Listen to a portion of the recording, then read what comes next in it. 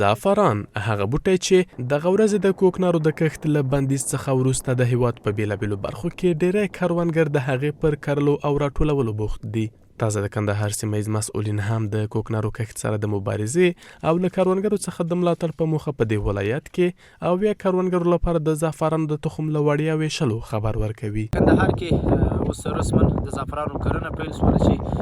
دغه مرسته د بدیل معیشت یا د کوکنارو د بدیل کښتونو په موخه باندې ورکول کېږي. ټوټل لګښت یې 7,80,000 افغانۍ دی چې د کرنې وزارت د لوري څخه دغه ترسره کېږي تر څو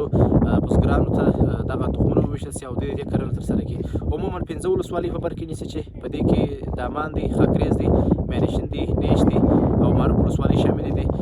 چې په هر ولسوالۍ کې 1400 تن بزګرانو ته دغه مرسته ویشل کېږي.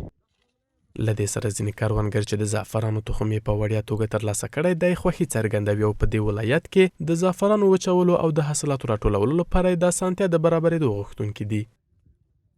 د دامان په عموم کې د دامان هوا چې د داسې توده هوا ده او وچه هوا ده، نو دا د زعفران لپاره یو ډېر ښه هوا ده، ځکه زعفران په یو داسې سیمه کې کېږي چې هلته هوا وچه او څومره چې ګرمي په ګرمۍ خوښوونکی نبات دی. اوس فعلا دا د موږ زعفران وکړله او د زراعت په ریاست له لوري موږ ته زعفران راکول شوله. انشاءالله موږ هیله لرو چې موږ به ډېر ښه حاصلات ورڅخه ترلاسه کړو، ځکه دا چې دی داسې یو نبات دی چې نه ډېر مصرف غواړي او نه ډېرې اوبه. د کندهار د کرنې ریاست د مسؤلینو د ویناو پر بنسټ دمګړي د کندهار په دامان، خاکریز، معروف، نیش او میانشین ولسوالیو کې په 450 هکټاره ځمکه کې زعفران کرل شوي دي چې 1500 کروندګرو لپاره د کار زمینه برابره کړې ده.